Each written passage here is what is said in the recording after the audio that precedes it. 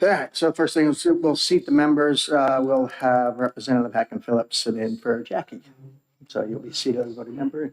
And with that, I'd entertain a motion to approve the minutes from the last meeting. So move. Second. Moved by Senator Long, seconded by Representative Schmidt. Is there any amendments or adjustments to the minutes? Seeing none, all those in favor say aye. Aye. All those opposed say nay. Ayes have it. And we will sit Senator McGue in for Senator Innes.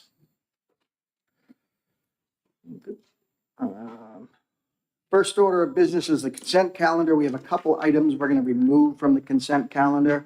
We're going to move under Department of Environmental Services under the on the consent calendar number FP 25-127. And we're going to remove 25-132, the child care licensing rule. I'm sorry, the other one's under DES Wetlands Programs 127. Is there anything else that needs to be removed from the consent calendar? Seeing none, all those in favor, I'd entertain a motion to adopt the consent calendar. Second. Been moved by Representative Schmidt, seconded by Representative Lynn to approve the consent calendar as written and presented with the amendments made. We will sit Senator McGue in for Senator Senator Ward. She's already on the calendar, so I don't need to sit her. She's already a regular member. All those in favor of the consent calendar as amended signify by saying aye. Aye. All those opposed say nay. The ayes have it. The consent calendar and its amendments are adopted. I'm going to take up the first two items first that we pulled off the consent calendar. So item number 25-127. This is being pulled from consent by myself. It's relative to dug-in boathouses. There was absolute prohibition in the rule that was presented. However, there's no, there were some of the members who brought this to me don't believe that there's legislative authority for that. The agencies agreed to amend the rules, but they want to do it through a written amendment. So I'm going to make a motion to waive this for any timelines and then postpone it till next month. So it's been moved and, I'm sorry. Come on up. All right, let's wait. We'll try it. I'll withdraw my motion. If you want to try it, we'll try it. And if we don't feel that we're there, then we can postpone it the next month and waive it. Okay, thank you. So moving on to 132, we're going to move to postpone under Department of Health and Human Services Commissioner, New Hampshire Child Care Licensing Rules, number 25-132. I believe the agency would like to testify on that one as well. One of the members is asking for it to be postponed so they can provide information. They can review it further. We're not on a timeline for that. We have till next month. We don't need a waiver, so I'm going to defer to the members of the committee and allow them to have the time to review it further. So there's been moving to postpone. Sorry, Eric, what was it? Is there a pressing need for these to be done? If we could hear why the pressing need to have this done now. I saw that anxiety on their faces. Okay. So we'll bring that agency up. Health and Human Services discussed 25-132.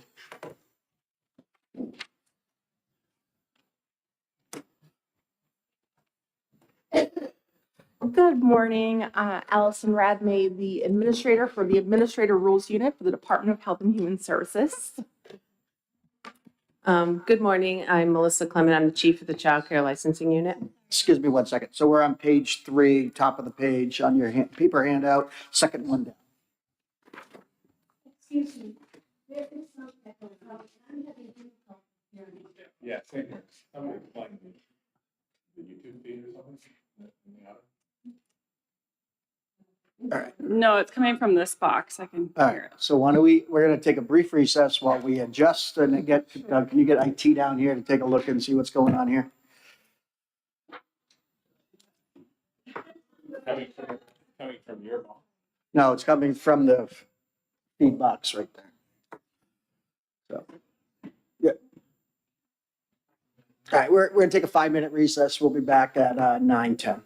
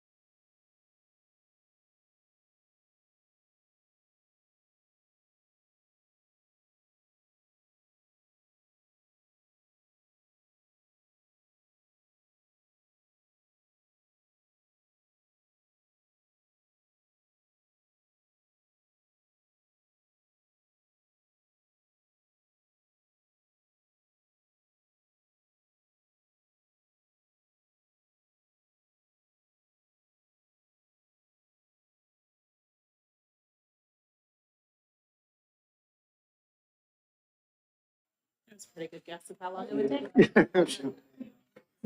Now, I'm an IT guy. I know that either it works right away or it's going to be hours trying to fix it. So it's one of the Exactly. two. We need to have enough time to make copies.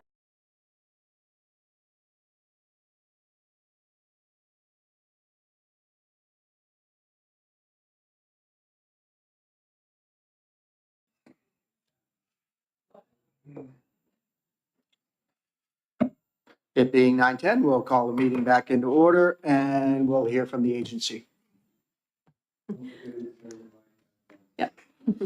Thank you, Mr. Chairman and members of the committee. It's okay. Look, okay. Okay, thank you. Again, I'm Melissa Clement. I'm the Chief of the Child Care Licensing Unit, and I really appreciate the ability to speak as to why there's an urgency for this rule. We hadn't been made aware, but prior to the meeting, that would be removed off consent. So we have worked with our childcare community for over a year to go line by line through this rule and to make changes. We convened with the Child Care Advisory Council, a group of 11 licensed childcare providers and additional members, and we met weekly for over a year to do this rule. In addition to that, we sent the rule out to everyone in the childcare community for feedback. We had our public hearing at 6 p.m. in the evening, so all childcare providers could weigh in. So we've gone through and done a huge amount of work to get this rule passed. And the reason for the urgency is because the department is out of compliance with federal requirements for the Office of Child Care, the federal DHS. So there are rules in here that need to be passed and implemented by September 30th of 2025 of this year. We need to have database changes in order to implement these rules. Those database changes to be implemented and tested and make sure they're working correctly takes approximately 4 weeks. So what we were planning on here was to have this rule passed. We get our database changes in place so that we are operating under these rules no later than September 30th so we can be in compliance with federal requirements. So that was the reason for the urgency, and I'm happy to take any questions about concerns regarding the rule. Any questions? Representative Leon. Thank you, Mr. Chairman. Thank you very much. I had had some vague concerns expressed to me. There weren't.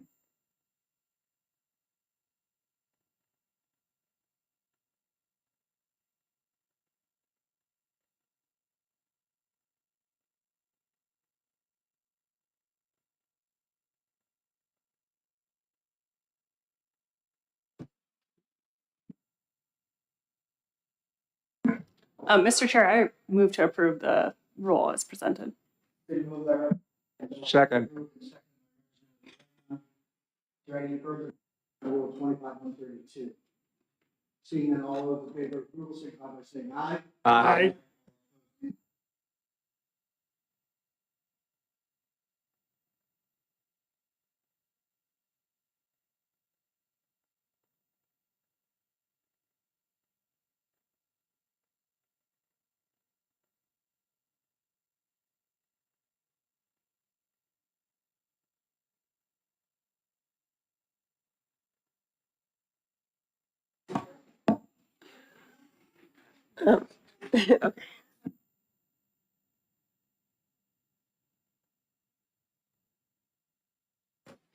Hello, good morning. Again, Allison Radmay, the administrator for the Administrative Rules Unit at the Department of Health and Human Services. My God, we got to shorten that a little bit.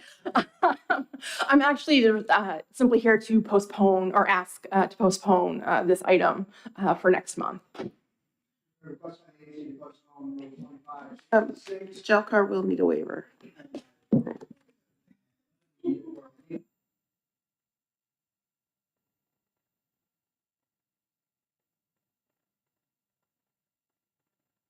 Second.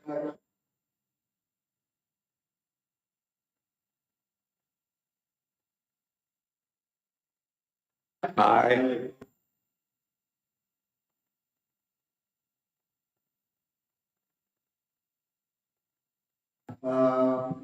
Next up is Department of Human Services, formerly Division of Mental Health and Development Services.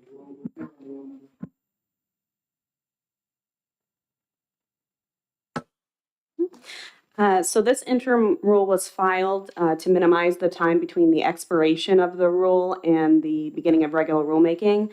These rules have been expired since April 23rd of this year.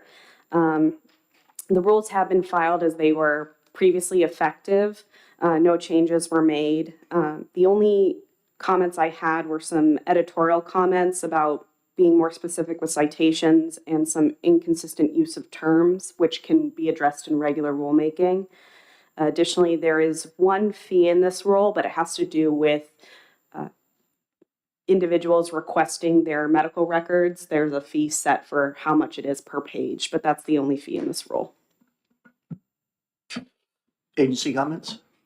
Good morning, Allison Radmay, Administrator for the Administrative Rules Unit at the Department of Health and Human Services. As you all know, we've been before you a couple, or I should say numerous times, trying to get our expired rules back into compliance here and get them put back into place so we can begin regular rulemaking to make them a little more permanent. And as we identify those, of course, we're bringing them forward as soon as we can. With respect to the fees, we are not collecting them. I mean, it's pretty straightforward.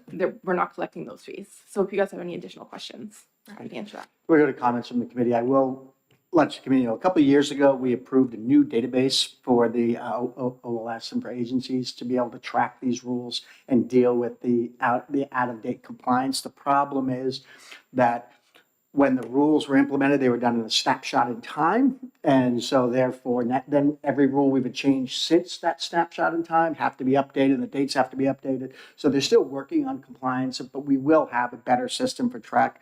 Rules will probably take us another 5 years to get everything in and everything updated, but with the goal of not having agencies show up after they've already expired to implement rules. So they are in the process of doing it.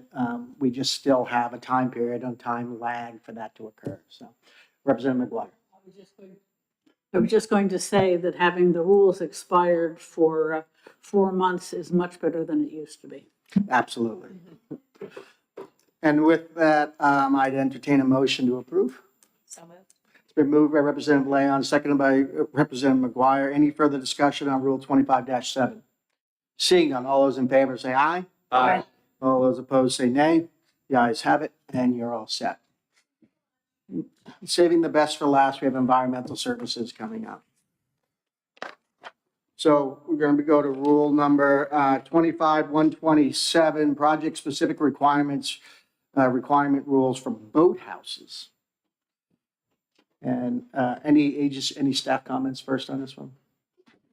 There are only editorial comments on the final proposal packet, but there were concerns about 51503A, which is where it says the department shall not approve any new dug-in basins. So Agency comments. Good morning, Courtney Lockwood. I am one of the staff attorneys at DES. So my understanding it is that 51503A. I'd just like to note that there is rarely ever a prohibition in rules because we have a waiver process. So I understand the concern from the committee is the way this is worded makes it sound like it's an absolute prohibition, but the waiver process is available for this. It's only not available if the rule specifically says we shall not grant a waiver to this rule. So there is a waiver process available for this, but we're also happy to make some edits that would accomplish the same thing that we want to accomplish through policy, but make the committee members feel more comfortable about this. So we could take out A and just remove that completely because in the approval criteria in B, it also says not require the construction of a new dug-in basin, which basically accomplishes the same thing. We could add language to that. Because this is last minute, I'm going to say this is just an idea, not necessarily what we would send in writing if we needed to do a conditional approval response, but something like unless the applicant applies and qualifies for a waiver pursuant to EMV WT 204, which is our waiver rules, or something like unless the applicant can prove that a dug-in basin is the least impacting alternative. That is the issue with dug-in basins. It is much more disruptive to the shoreline, to the neighbors, to everyone to dig out and carve out your shoreline. Most people do not want these. We only were allowing them because we didn't allow boathouses over public waters, but we are now reversing that. So there could be an extremely rare circumstance where a dug-in basin for your boathouse is the only option, it would be something that has to do with navigational hazards, that you couldn't have a dock on the water for some reason. We already have criteria in here about, I'm trying to see where it is. The first one in B1, alternative docking and storage solutions with less environmental impact are not practicable. So that's also a criteria. So if that idea sounds more acceptable to the committee, we could do something like that. If that does not sound acceptable, we can try to come up with something else in the next few minutes. So again, the comments, the original objection to this through the committee was absolute, it felt like the rules had an absolute prohibition and there's no basis in law for that, other than to rely on the broad language of least environmentally impactful. And then they start prohibiting things. And I'm not sure that was the intent of the statute. And so the idea being is we want to make it clear, and what I'm understanding your proposal is that you'll make it clear that while over the water is the environmentally services least impactful preference, there's still an option for a dug-in boathouse, but the applicant would have to ask for it. Yes. Is that what we're all saying? That's what we're saying? That is correct. So, comments from the committee? Seeing, I'm going to move, yes. So I need exact language for an oral conditional approval. So is your suggestion to add to A, so the department shall not approve any new dug-in basins unless the applicant applies for a waiver pursuant to, and I missed the citation. I'm sorry, I was proposing to take out A, but add language to B, G, 3G. B3, B, G. G. The Okay. part that says not require the construction of a new dug-in basin, Unless, so there, either unless they qualify. I'm just looking through the lead-in sentence and it already has an unless, so it gets a little wordy there. oh, I see. But I think the spirit of the change is probably right, but the wordsmithing needs to be crafted.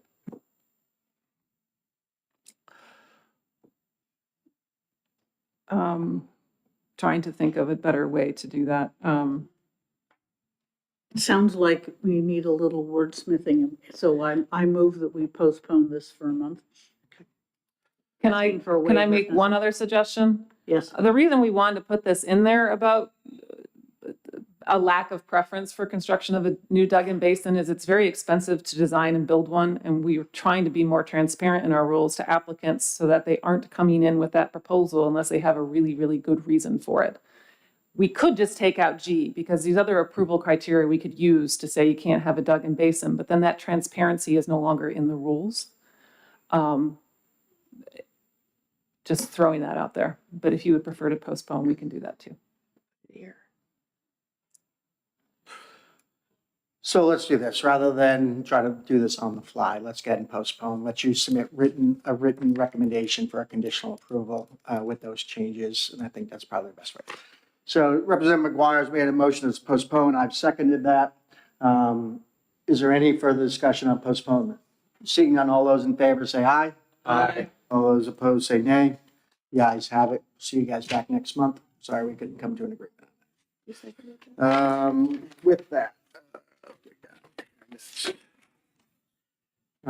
Other business. So next month, we have a conflict with, or October, we have a conflict with veto day.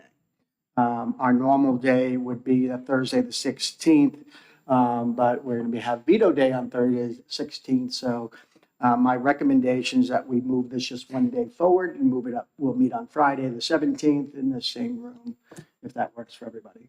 Yes. Thank you. I would like to comment that the Senate has set October 16th as their veto day. The House has not set their veto day yet. But I do believe that given that the Senate is holding their veto day, I would second that recommendation to move that meeting to October 17th. Right. All right. All in favor, do we need a motion on that, Doug, or are we just, can we just reschedule? All right, so I'll make the motion that we move the October meeting to October 17th at 9 a.m. in this room.